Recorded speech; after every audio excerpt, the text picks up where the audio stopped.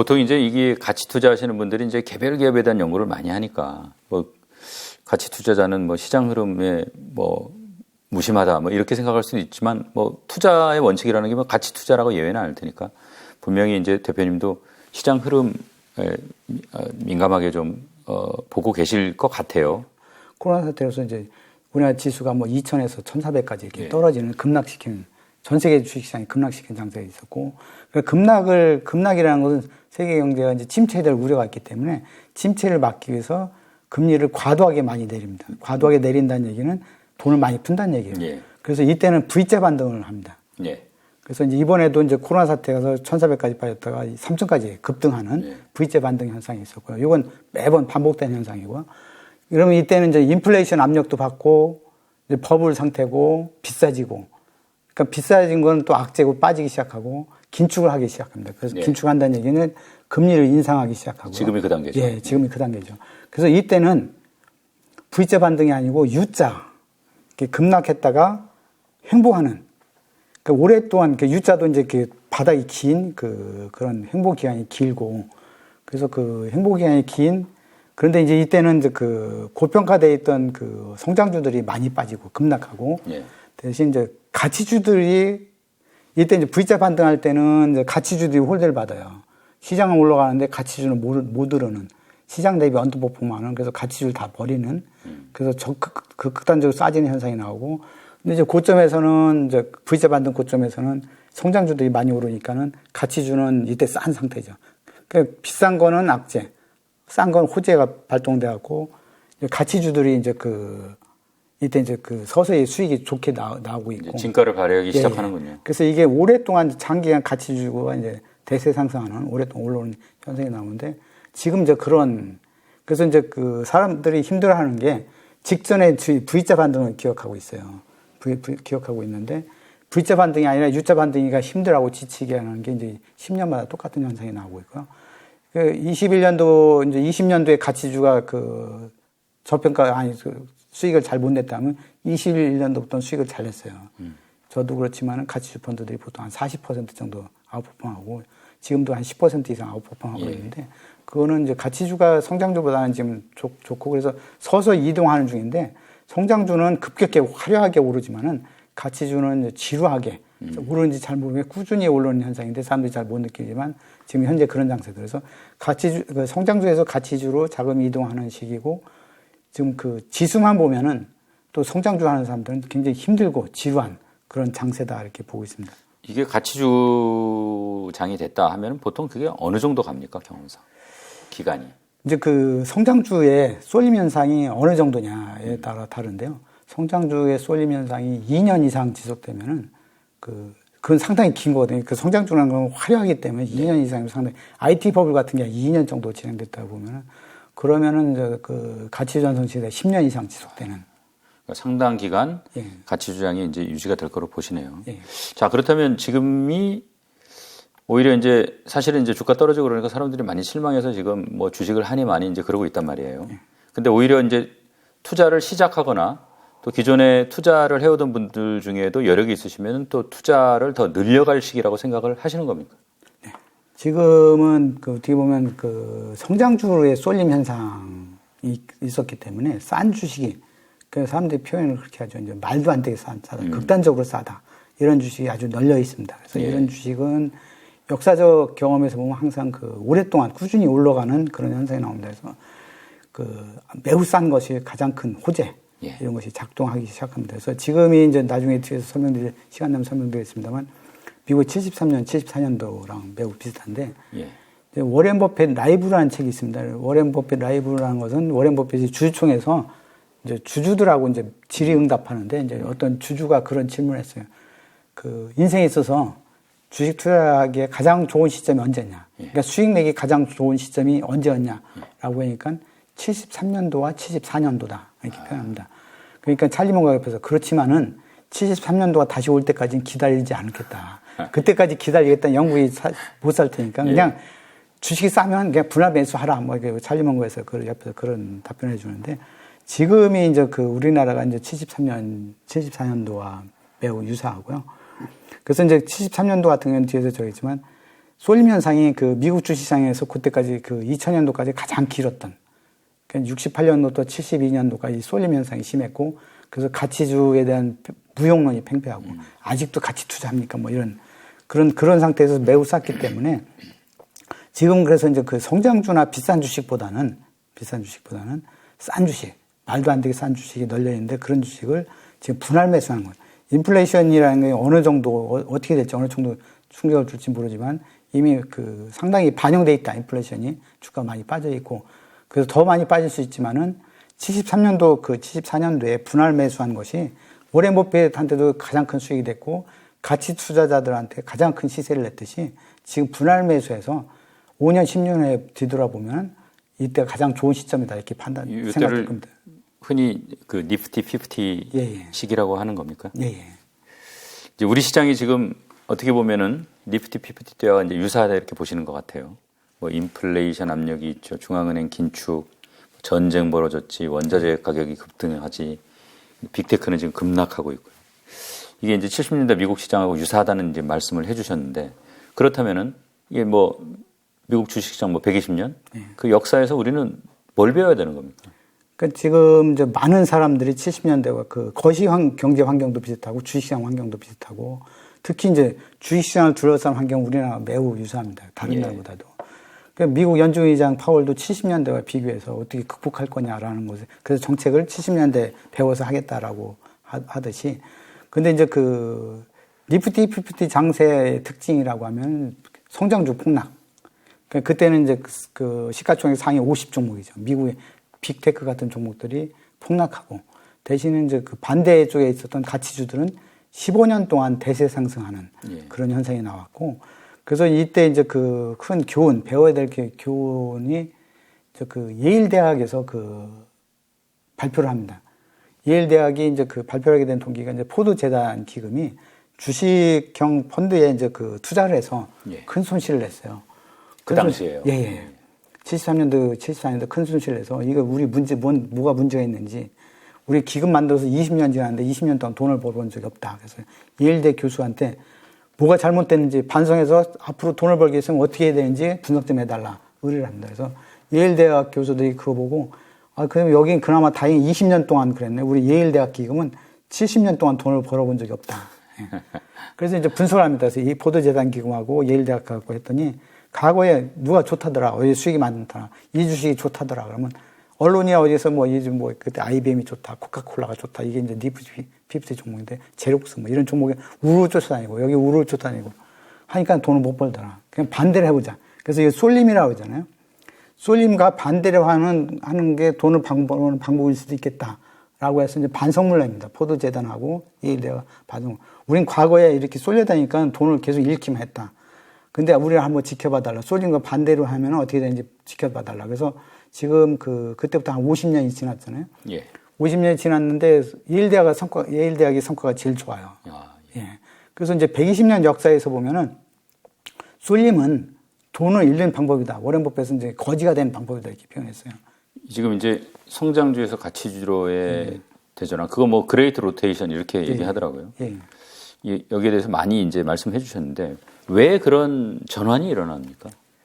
이제 그 쏠림 현상이 극단적으로 심하면은 아까 얘기했지만 이제 싼 주식도 많고 비싼 주식도 많고, 현재 우리나라 주식이 이제 세계에서 제일 싼 주식도 많고 제일 비싼 주식도 많고, 저희가 이제 그 주주 제한도 하고 뭐 여러 가지 하다 보니까 저희 종목에 대해서 이제 보고 외국계 운용사가 한 5군데 정도 찾아왔어요. 자기들이 그 퀀트를 가지고 전 세계 주식 1등부터 5만 개라고 합니다. 1등부터 5만 등 설명했는데 그 100등 안에 들어간 기업이 한국 기업이 거의 반 이상이다. 한국 기업이 제일 싼 기업들이 많은 거죠. 그 중에 10등 안에 들어가 있는 종목이 저희가 2개를 대해서 거론한 게 언론 노출되다 보니까 왜 이렇게 싼 건지 뭐 이런 저기에 왔거든요. 그래서 그런 말도 안 되게 싼 기업들은 사실은 장기적으로 시작은 언제 시작될지 모르지만은 기다리면 오르는, 그래서 싼 게 호재가 되는, 그러니까 그 극단적으로 지금 보면은 이제 그 니프티 50가 이제 그레이트 로테이션, IT 버블이 그레이트 로테이션 들어갔듯이 성장주의 쏠림이 과도하면은 과도하게 싼 주식이 많은 거죠. 그래서 이제 그 성장주로의 2년 이상 그 쏠림 현상 이후에는 예외 없이 그 10년 이상 가치주 전성시대가 도래한 것을 이제 그레이트 로테이션이라고 하고, 지금 그 미국 시장도 그렇고 우리나라 시장도 그렇고 성장주, 우리나라 역사에서 지금 현재가 이제 성장주로의 쏠림 현상이 가장 긴 상태였고, 미국도 보면 뭐 빅테크, 팡 뭐 이렇게 해서 미국 주식 역사에서 니프티 피피트보다도 오히려 쏠림 현상이 더 심한, 그래서 이제 미국을 중심으로 해서 우리나라도 그렇고 가치주 전성 시대가 한 15년 이상 진행될 것이다라고 보는 것이 이제 그레이트 로테이션이 발생할 거고, 지금 이미 진입 초기다 이렇게 보고 있습니다. 그러니까 이게 이제 어떤 쏠림에 대한 반작용 이렇게 볼 수 있겠군요. 그렇죠. 예. 역사적 쏠림, 그게 일종의 뭐 어떻게 함정의 뭐 기능을 했다고 그럴까요? 그래서 결과적으로 결과가 좋지가 않았는데, 그러면 어떻게 뭐 이 쏠리지 않는 투자 하려면 뭐 어떤 나라 뭐 아니면 또 뭐 어디에 투자를 해야 되는 겁니까? 이제 역사적 쏠림, 그 논문에, 미국 논문에서는 역사적 함정이라고 표현했더라고요. 예. 역사적 함정에 대한 논문이 아주 다수 있습니다. 근데 이제 그 역사적 함정에 빠지지 않기 위해서는 어떻게 해야 되냐, 논문도 많이 받고, 제가 이제 경험적으로 느낀 것은 같습니다.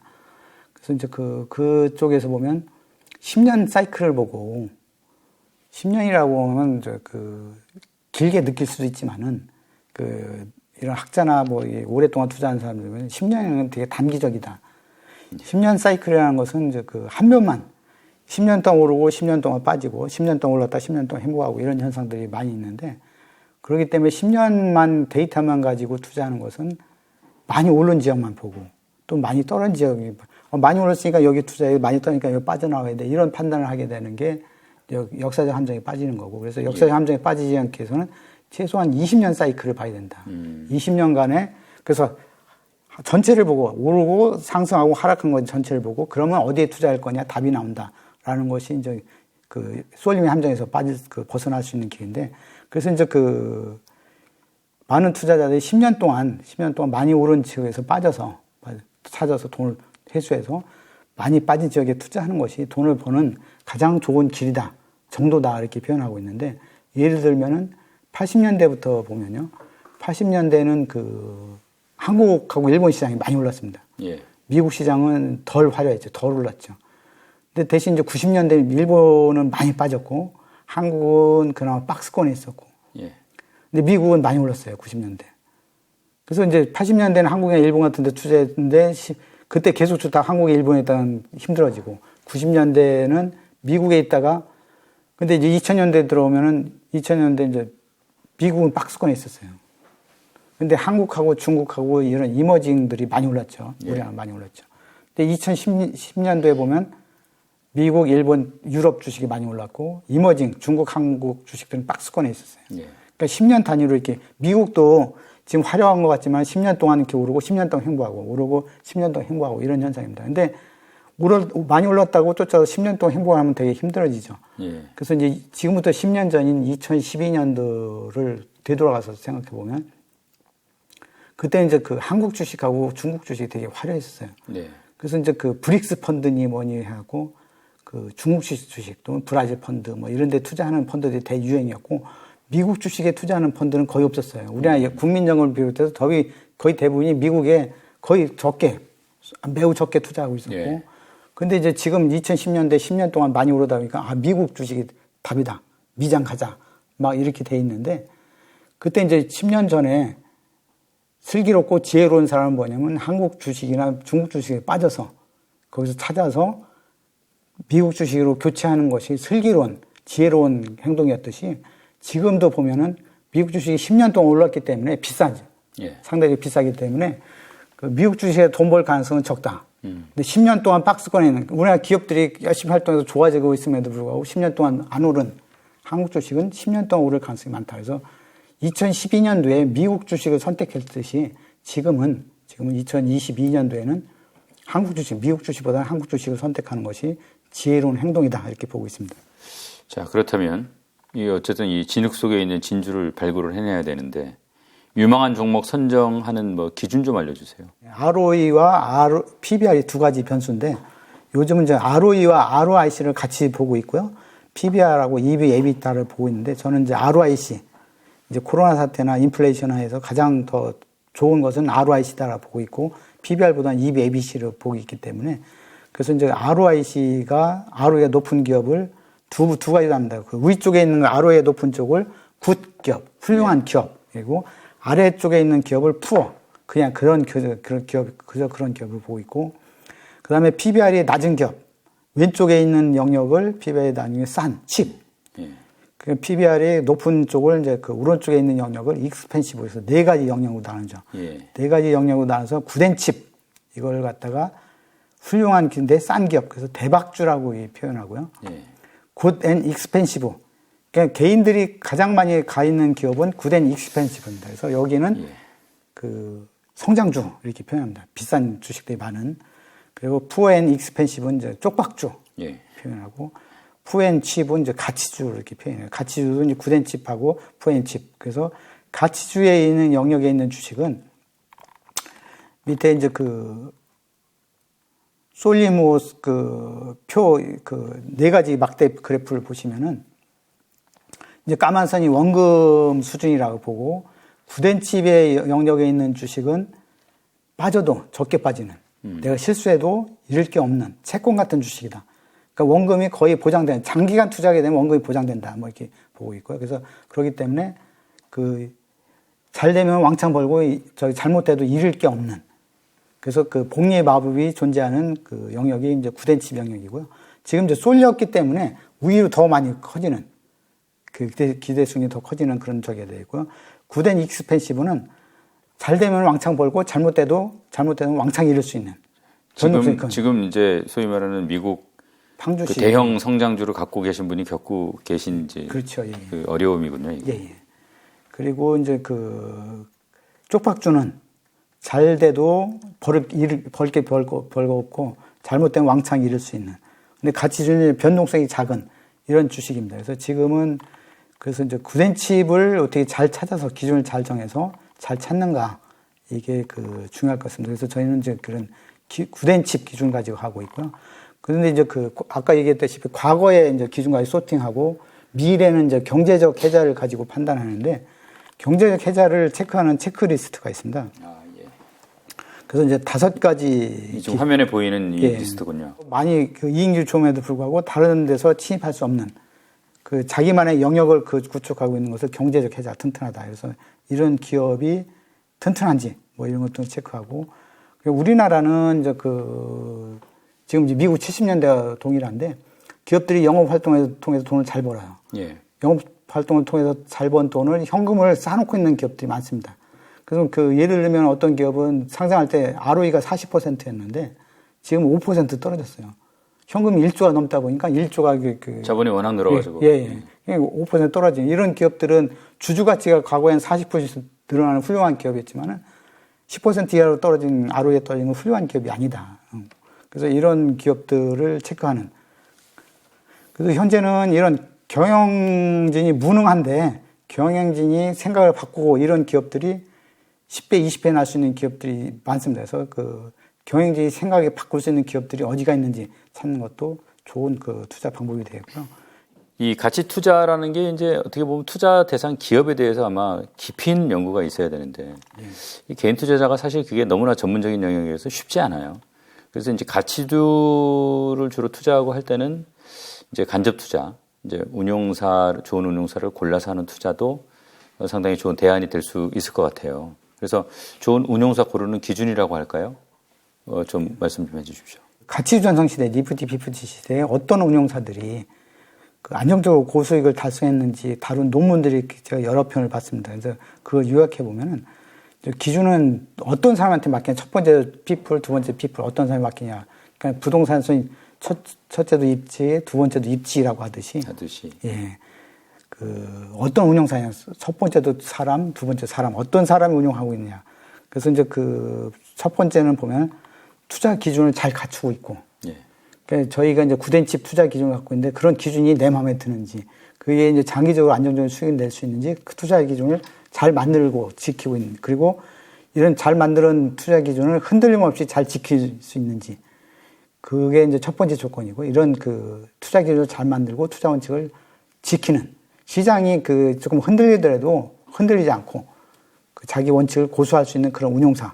그게 첫 번째 조건이고요.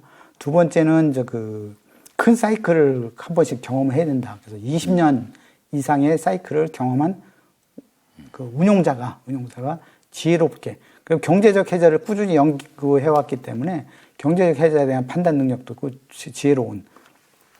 그래서 그 논문에, 어떤 논문에서는 가장 성과가 좋은 사람이 나이가 60대, 70대인 사람들이 오히려 성과가 가장 좋은 그런 결과가 나왔고, 그래서 최소한 한 사이클을 경험한 20년 이상 그 가치 투자 경력자가 운영하는 운용사.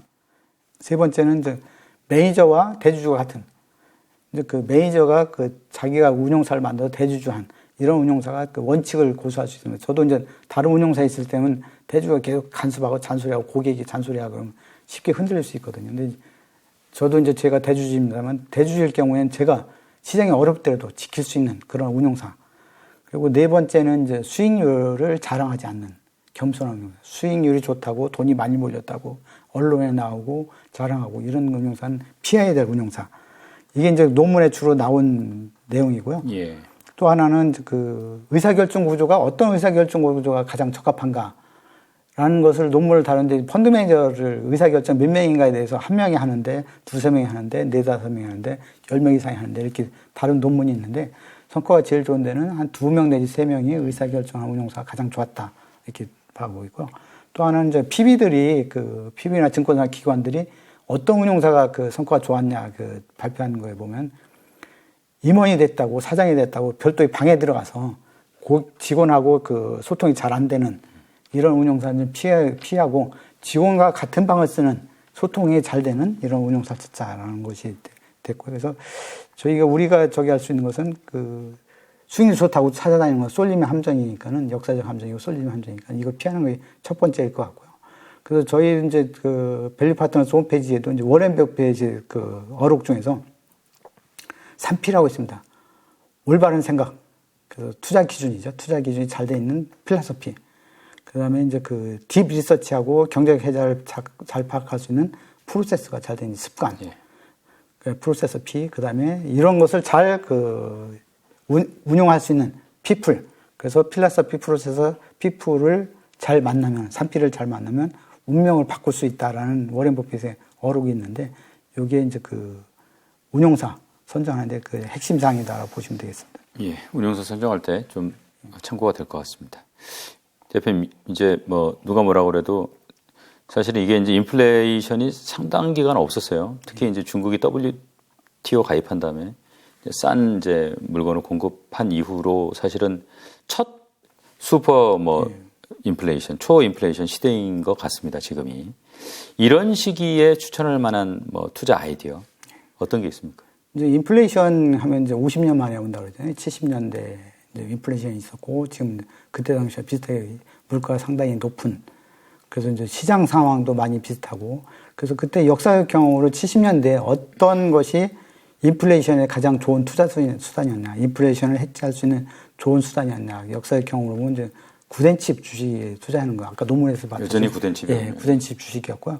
그 구덴칩이 왜 좋으냐 라고 보면 이제 그 구덴칩 중에서도 특히 ROE보다는 ROIC, 그 ROIC가 낮다는 얘기는 회사를 운영하기 위해서는 유형 자산이 필요하고요, 재고 자산이하고 매출 채권이 필요한데, 이런 것이 이제 많이 필요한 기업들은 물가 올라오는 그만큼 많이 필요해요.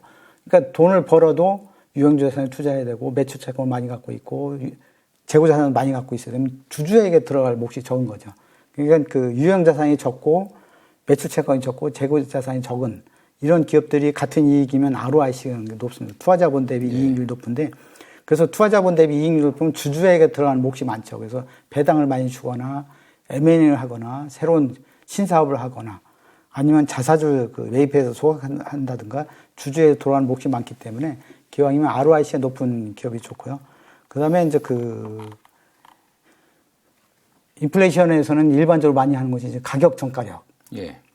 그 원자재 가격이 올라가면 그 올라간 것만큼 가격을 올려줄 수 있는, 그래서 수익이 계속 좋아질 수 있는 기업. 그리고 이제 과거에는 순환금이 많은 기업이 ROE를 떨어뜨렸지만 과거보다는 순환금이 높은 기업들이 이제 정기예금에서 높은 이자를 받을 수 있으니까는 순현금 기업, 이런 기업. 그러니까 ROIC 높고 가격 전가율이 높고 순현금이 많은 현금이 기업. 많은 기업. 예, 이런 기업들이 인플레이션 시대에 수혜를 보는 기업이고 이런 기업에 투자하는 것이 인플레이션 시대에 해지하는 방법이다. 그래서 세 가지를 다 갖추고 있는 기업이면 더 좋겠죠. 저희가 이제 오늘 저 토론 시작할 때 그 돈 벌려면 쌀 때 사서 비쌀 때 팔자고 했어요. 근데 이제 우리가 최근에 몇 년 경험만 봐도 코로나 팬데믹이 엄습했을 때 많이들 던졌어요. 주가가 3,000 넘어가면서 시장이 막 달아오르니까 사람들이 막 들어왔단 말입니다. 그래서 지금 고통 당하시는 분들이 많은데 우리 대표님 뭐 그런 분들한테 좀 조언 좀 해주세요. 예, 저는 좀 그런 분들한테 길게 보고 멀리 보고 투자하자.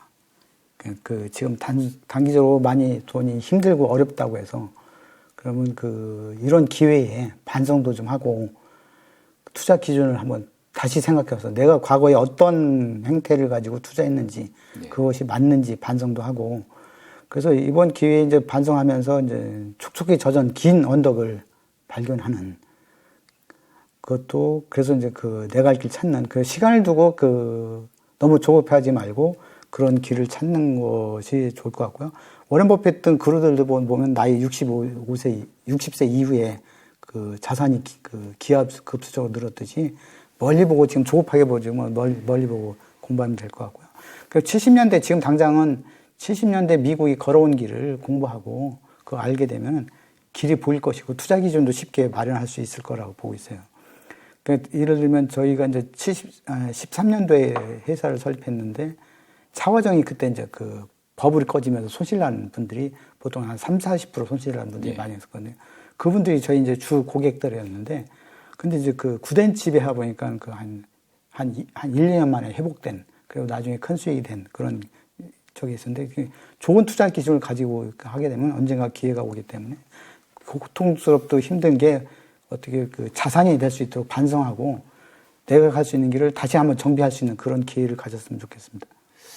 저 오늘 이제 마지막 질문입니다. 아까 뭐 전 세계 주식이 대략 한 5만 주 정도 된다고 그랬는데 너무나 많은 주식이 있어요. 그걸 다 연구하거나 뭐 그걸 다 살 수는 없을 거고. 그러면 이제 나만의 기준이라는 게 필요할 텐데 대표님이 이제 나만의 스트라이크 존이라고 표현을 하시더라고요. 어떻게 해야 그걸 가질 수 있는 겁니까? 이제 그림이 야구 그림 나와 있는 게 테드 윌리엄스가 이제 4할 때 타율을 유지합니다. 그래서 미국의 기록적인 타율을 미국 메이저리그 선수였죠. 메이저리그에서 4할 때를 한 선수였는데 이 사람이 이제 여기 보면 이제 공이 그려져 있고 색깔이 그려져 있는데 이게 이제 스트라이크 존에 들어갈 수 있는 공이 77개입니다. 77개인데 색깔별로 이제 타율이에요. 빨간 것이 이제 4할 때 타율이고 파란 건 뭐 2할 때 타율 뭐 이렇게 타율이 다른데 테드 윌리엄스가 4할 때를 유지할 수 있었던 것은 자기가 좋아하는 스트라이크 존만 찍습니다. 그렇듯이 이제 워렌 버핏이 하는 얘기가 투자에 있어서 훌륭한 성과를 내기 위해서는 내 스트라이크 존에 들어온 공만 치자. 그러니까 투자의 세계는 야구의 세계는 삼진 아웃 제도가 있어서 무조건 쳐야 되지만 스트라이크 존에 있는 거 쳐야 되지만 투자의 세계는 삼진 아웃 제도가 없고 또 내가 들어오는 스트라이크 존의 공은 조급해하지 않고 하면은 계속 들어온다. 인생 수없이 많이 들어오기 때문에 내가 원하는 스트라이크 있는 공만 치자라는 것이 그래서 워렌 버핏도 사무실에 이걸 붙여놓고 있습니다. 이 테드 윌리엄스의 이제 타격의 과학이라는 책에서 난 표지, 이 그림을 그렸고, 저도 이제 이 표지, 앞에 제 책상 앞에 붙여놓고, 매일 수시로 보고 있는, 저희가 이제 사고 싶은 종목 누가 추천하거나 제가 이제 분석해서 그러면 우리 스트라이크 존에 들어온지 한번 다시 명심할 수 있게, 마음이 흔들리지 않게 할 수 있고 하는 거고요. 스트라이크 존, 나만의 투자 기준을 어떻게 만드는, 이게 잘 만드는 게 사실은 투자에 있어서 가장 밑받침이 되는 토대가 될 수 있는 사정관리다. 사정관리에 가장 많은 집중을 하게 되면은 사후관리는 사실 할 일이 없어요. 그래서 이제 많이 만드는데 지금 이제 제 주위에서 보면 예를 들면 오래전부터 돈 많이 번 사람들 중에 삼성그룹주만 투자하는 사람이 있었어요. 삼성 스트라이크 존은 삼성그룹 내의 기업들만 하니까는 이것저것 많이 보지 않고 삼성그룹에 대해서는 누구보다 많이 알고 잘 알게 되고요. 어떤 사람은 LG그룹에 대해서만 하고 있고 어떤 사람은 조선해운 100년 사이클을 오랫동안 공부하니까 100년 사이클도 보고 조선이 어느 때 빠지고 어느 때 오르고 뭐 이런 사이클을 봐서 조선 해운만 가지고 이제 큰 부자 된 사람도 있고 스트라이크 존을 그렇게 정할 수도 있고요. 누구나 좀 그 기준은 각각 다르지만은 자기만의 스트라이크 존을 만드는 것이 투자 성공의 지름길이고 밑바탕이다 이렇게 생각합니다. 대표님 오늘 말씀 고맙습니다. 예, 감사합니다.